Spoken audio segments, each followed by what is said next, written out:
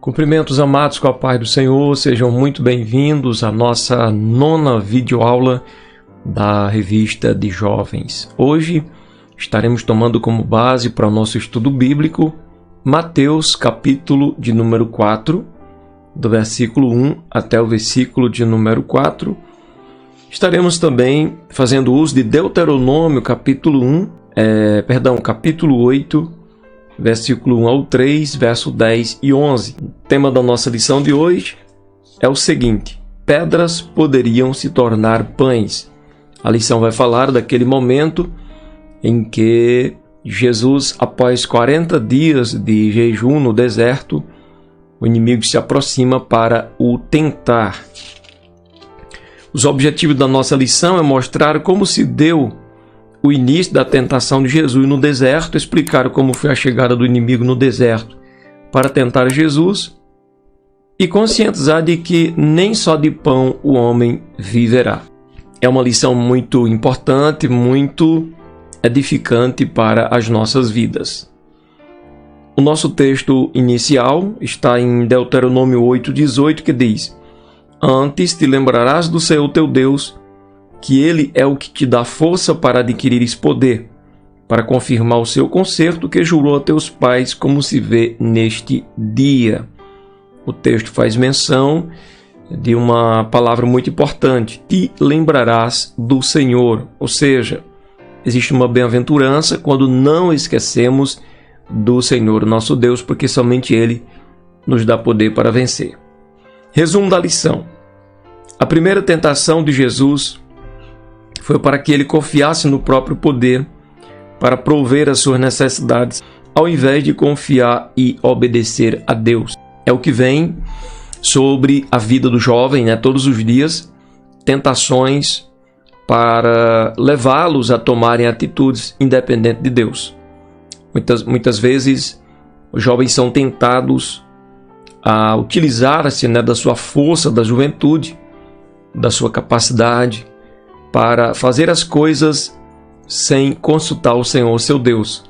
Mas que nós possamos entender, como a lição vai nos ensinar nesta oportunidade, de que nem só de pão vive o homem, mas de toda a palavra que sai da boca de Deus. Nosso texto bíblico diz o seguinte: Então foi conduzido Jesus pelo Espírito ao deserto para ser tentado pelo diabo. E tendo jejuado 40 dias e 40 noites, depois teve fome. Chegando-se a ele o tentador, disse: Se tu és o Filho de Deus, manda que estas pedras se tornem pães. Ele, porém, respondendo, disse: Está escrito: Nem só de pão viverá o homem, mas de toda palavra que sai da boca de Deus. Todos os mandamentos que hoje vos ordeno, guardareis para os fazer, para que vivais e vos multipliqueis e entreis e possuais a terra que o Senhor jurou a vossos pais. Te lembrarás de todo o caminho pelo qual o Senhor teu Deus te guiou no deserto estes 40 anos para te humilhar, para te tentar, para saber o que estava no teu coração, se guardarias os seus mandamentos ou não.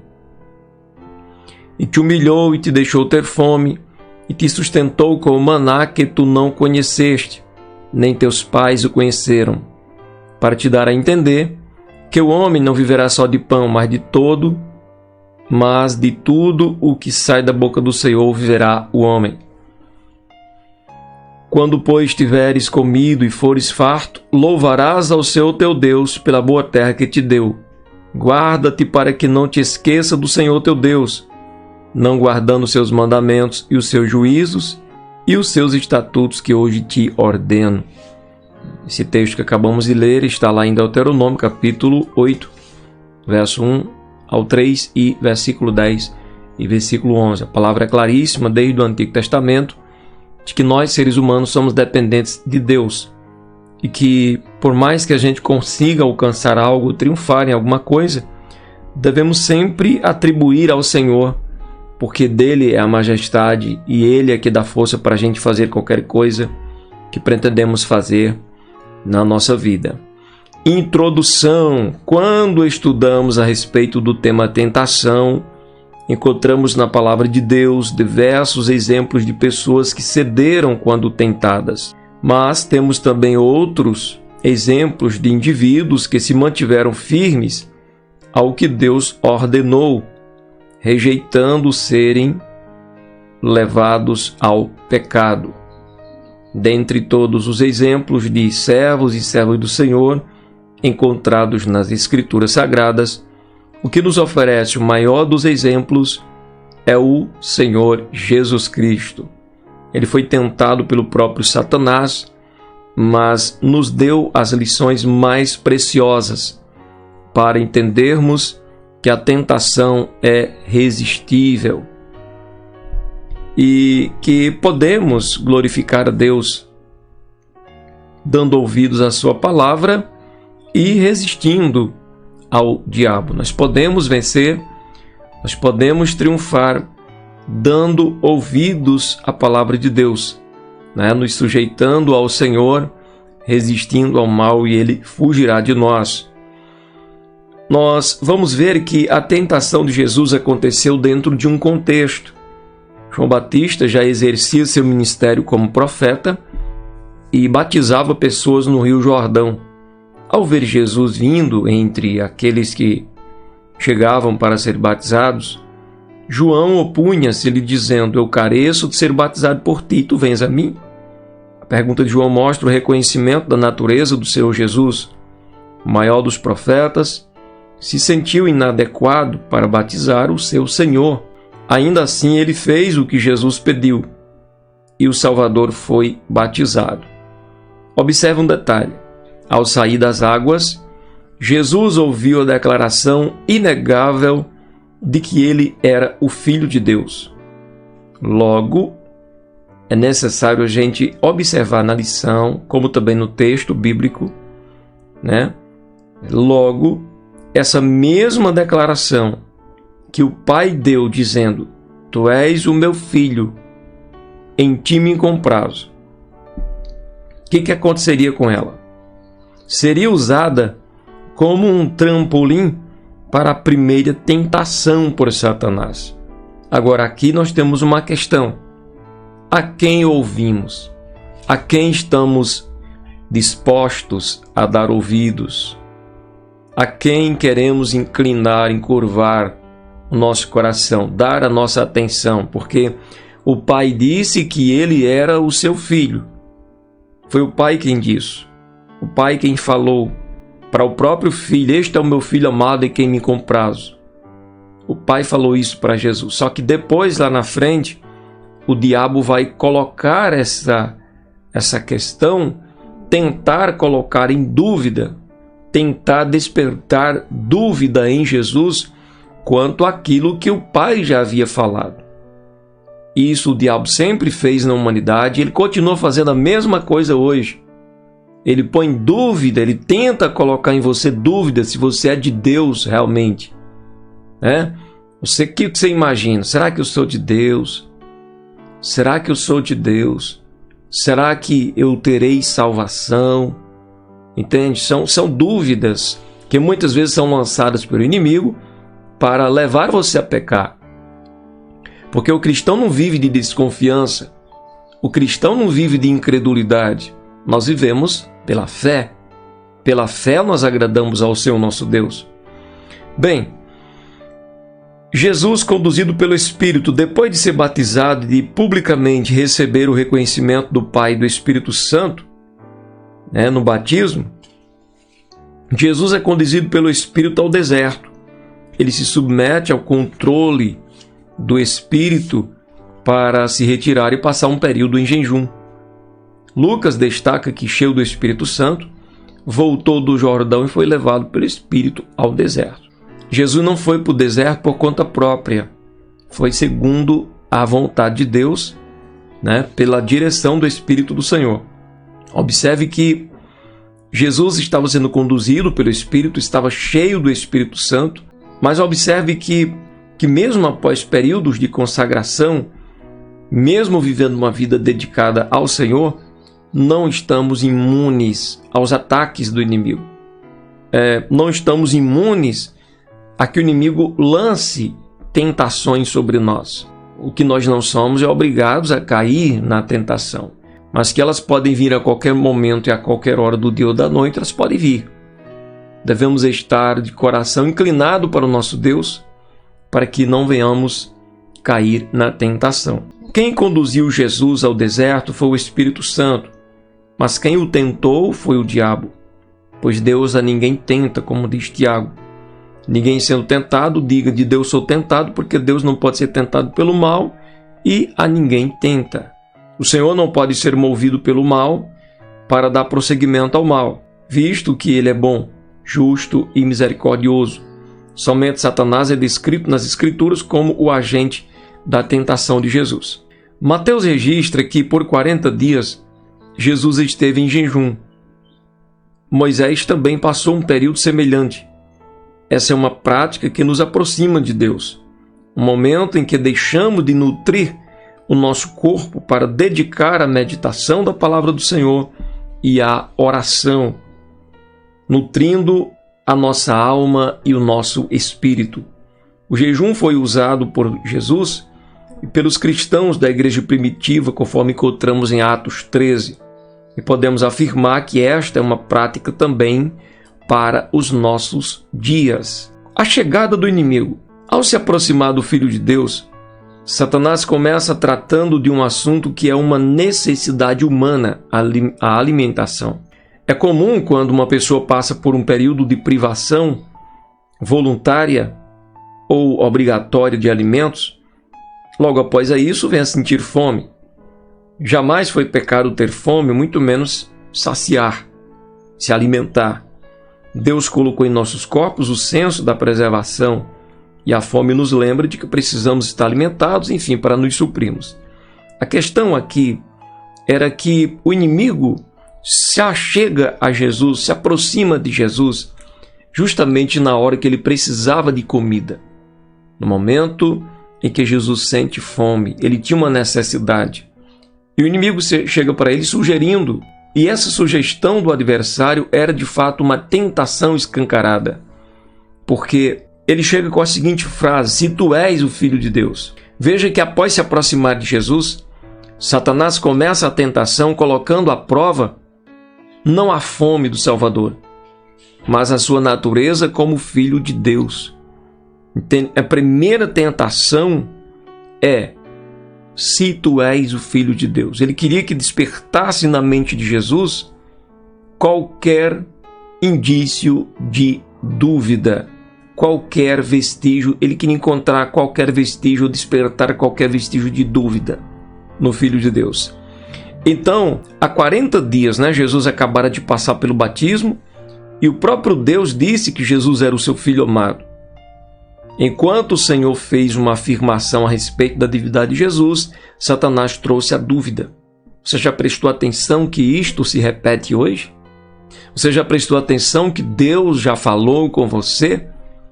Você já observou que logo após veio uma dúvida? O que você acha? Você acha que a dúvida se originou de onde?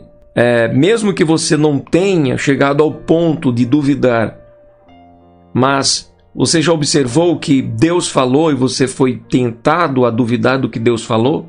Pois bem, aí está o momento decisivo para a nossa vitória ou para a nossa derrota. Porque se nós ficarmos com o que Deus falou, seremos vitoriosos. Porém, se nós nos inclinarmos para o que o inimigo fala, seremos derrotados.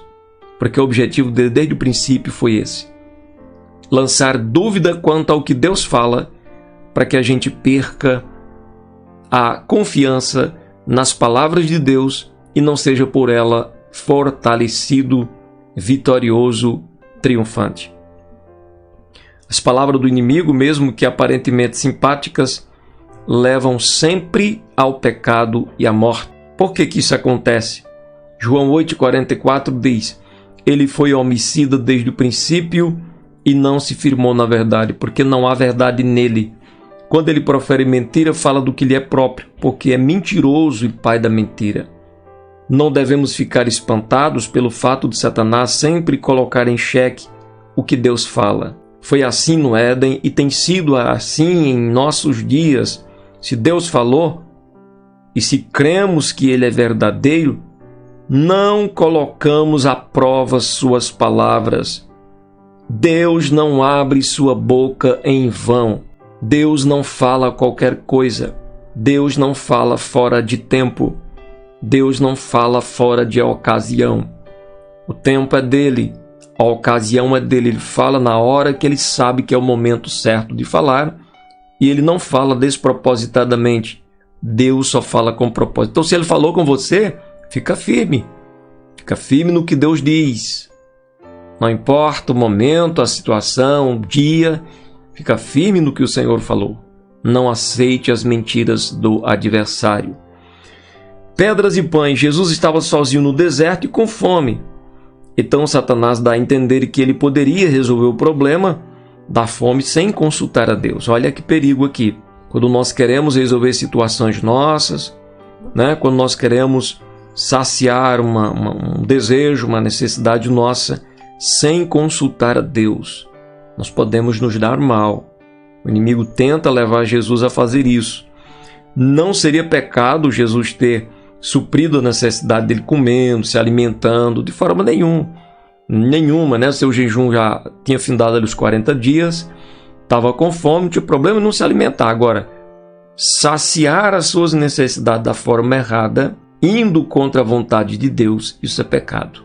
Se Jesus tem usado a sua prerrogativa de Filho de Deus para manipular os alimentos, transformando pedra em pães, ele teria pecado. Por quê? Ele teria pecado porque não era essa a vontade de Deus. Olhe como é interessante isso.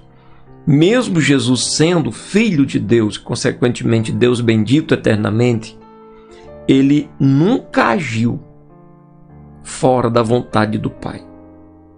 Sempre o inimigo tenta a humanidade a agir fora da vontade de Deus. O que aconteceu desde o princípio lá no Éden foi isso. Imaginou se Adão tivesse consultado a Deus? Como teria sido interessante? Já imaginou se Eva tem dito: olha, serpente, é o seguinte, toda tarde Deus, na viração do dia, Deus dá uma passeada pelo jardim, então quando ele vier, eu vou consultá-lo, vou conversar com ele sobre essa sua sugestão que você está dizendo aí, que se nós comer nós não morre, então vou conversar com Deus a respeito disso. Você imaginou se tem acontecido isso? Apesar que a obrigação do casal era crer na palavra que Deus já havia dito e ficar firme nela. Não é verdade? Mesma coisa deve ser conosco hoje. Crer na palavra de Deus e ficar firme no que o Senhor já disse. Então, Deus nos concede prerrogativas e talentos para serem usados na sua obra, mas não podemos usá-los a qualquer modo, de qualquer maneira, para satisfazer nossas próprias necessidades, porque dessa forma estamos nos desviando do propósito para o qual fomos chamados pelo nosso Deus. Mesmo que aparentemente pequeno, um desvio nessa área conduz a outros desvios em outras áreas da vida. Terceiro, para a gente terminar, nem só de pão o povo no deserto. Primeiro, Satanás tentou Jesus colocando em dúvida, ou tentando colocar em dúvida a sua natureza como filho de Deus. Se tu és filho, ele não disse assim: filho de Deus, transforma as pedras em pães. Não, ele falou o seguinte: se tu és filho, então transforma as pedras em pães. Veja que a expressão dele foi com a preposição duvidosa. Duvidosa. Depois ele tenta novamente Jesus para que ele usasse o seu poder a fim de satisfazer uma necessidade física. O livro de Deuteronômio é uma revisão da lei para o povo que estava entrando na terra prometida. No capítulo 8, Deus lembra o seu povo que eles estavam saindo do deserto, que de forma sobrenatural o sustento deles havia sido providenciado. A cada dia, o Eterno provia o necessário para o seu povo que passou décadas sendo alimentado por Deus, mesmo quando se rebelou contra ele. Não havia restaurantes, lanchonetes, nem comida no deserto. Os hebreus a cada dia viam Deus providenciando o que era necessário para a sua subsistência. Ao entrar na terra prometida, deveriam se lembrar de que o que lhes parecia natural, na verdade era a bondade de Deus em ação. O grande perigo para o qual Deus alerta é que eles estavam tão acostumados aos milagres que poderiam imaginar que tudo do que presenciavam era normal e não uma dádiva divina. Milagres são uma interferência sobrenatural no mundo natural e o homem não pode fazer milagres. Quem faz milagre é Deus, para o bem da humanidade, para o bem do ser humano e para a glória do seu próprio nome. Está escrito, ao ser tentado, o Senhor Jesus se utilizou das Escrituras e de forma correta para responder a Satanás. Ele não se baseou na sua força de vontade ou na sua divindade, mas na palavra. Observa um detalhe interessante aqui. Jesus se baseou em quê para vencer Satanás? Na palavra. Ele poderia ter vencido apenas pelas suas prerrogativas de filho de Deus, não é verdade? Mas ele faz uso do quê? Palavra. Veja a importância de cada um de nós, mesmo na nossa juventude. Nós precisamos do quê para vencer Satanás? Nossa força não vence, nossa esperteza não vence, nem a nossa posição como filhos de Deus não é capaz de vencer Satanás. Daí a importantíssima necessidade de nos enchermos da palavra de Deus, de que se cumpra em nós aquilo que Paulo ensinou aos cristãos de Colossos, quando ele diz o seguinte, olha, a palavra de Cristo habite em vós abundantemente, que a palavra de Deus possa habitar em nós abundantemente, porque ela é a espada do Espírito. Quando Paulo escreve aos Efésios, tratando a respeito da maneira que o cristão vence, ele diz, no demais, irmãos meus, fortalecei-vos no Senhor e na força do seu poder. Mais à frente ele vai dizer, olha, empunhem a espada do Espírito, que é a palavra de Deus. Sem a palavra de Deus, não conseguimos triunfar, não conseguimos vencer, porque o inimigo, ele tomba diante da palavra de Deus, ele não tomba diante da minha posição, ele não tomba diante de uma prerrogativa que nós temos. É claro, Deus nos salvou em Cristo e somos filhos, mas ele não tomba diante de nós simplesmente porque somos filhos. Mas quando você faz uso da palavra do Senhor, a palavra de Deus é que sustenta todas as coisas, o universo em peso, é que criou todas as coisas, que conserva, que mantém, é a autoridade maior. Então, diante da palavra, o inimigo não resiste e vai embora. Jesus o vence com a palavra quando ele diz, está escrito. O Senhor Jesus se utilizou das Escrituras. Nós devemos também nos utilizar das Escrituras. Se crermos que ela tem as respostas de que necessitamos hoje, entenderemos também que é possível ser tentado e resistir a Satanás, meditando no que Deus disse e praticando. É assim que nós vencemos. Por isso precisamos estar cheios, como nunca estivemos, cheios da palavra de Deus, cheios do temor do Senhor, cheios de amor pela verdade do Evangelho, porque essa verdade nos dá poder para triunfar, nos dá poder para vencer. Jesus também disse, nem só de pão, comer não é pecado. Quando Jesus diz que nem só de pão viverá o homem, não está dizendo que os alimentos são inúteis para a vida. Ele não está condenando o ato de comer, mas alerta que o alimento para o corpo não é a única coisa que sustenta o ser humano. Os hebreus que entraram na terra prometida cresceram no deserto e ao longo de 40 anos se acostumaram com a provisão diária de Deus. Mas eles foram lembrados por Moisés de que era o Senhor que os sustentava. A provisão diária de maná não era natural. E isso servia de lição para o povo. O sustento diário não é o mais importante. Eles haviam sido mantidos vivos, porque Deus prometeu levá-los à terra prometida, e por isso eles viveram de toda a palavra que sai da boca de Deus, como está escrito. O que precisamos é da palavra diária de Deus para nos sustentar. Não tente viver sem a palavra. Nossa alma, nosso espírito não encontra fortaleza em outro lugar. O que você precisa não é mensagens de autoajuda.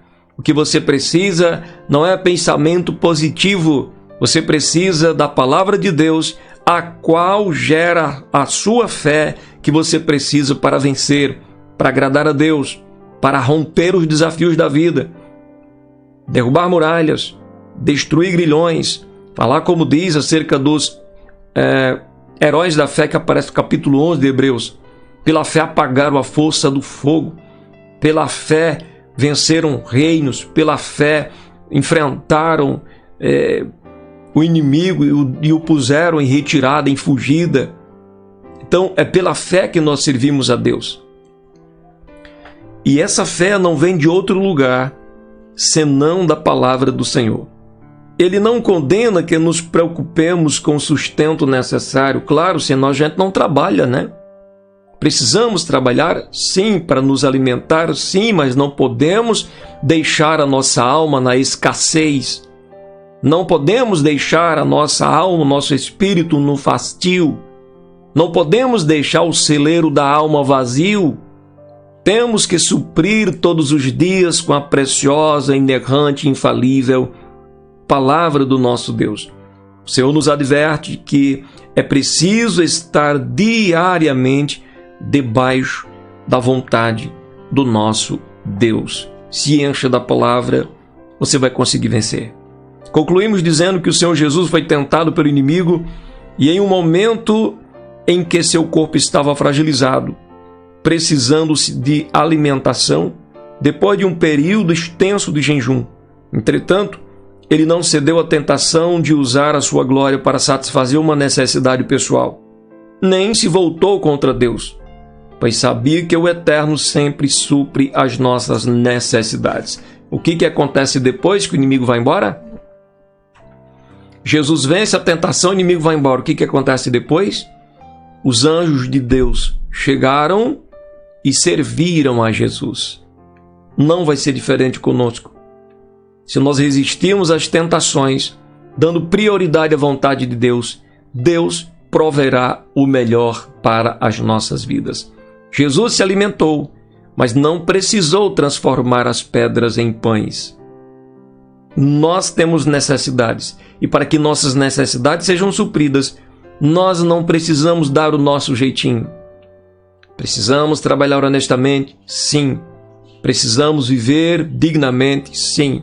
Mas se existe qualquer outra necessidade, nós não precisamos jamais desafiar, ir contra a vontade do nosso Deus para nos saciarmos ou para suprir a nossa necessidade. Deus, no tempo certo, suprirá e ficaremos felizes na presença do Senhor. Que Deus abençoe. Até a próxima videoaula em nome de Jesus.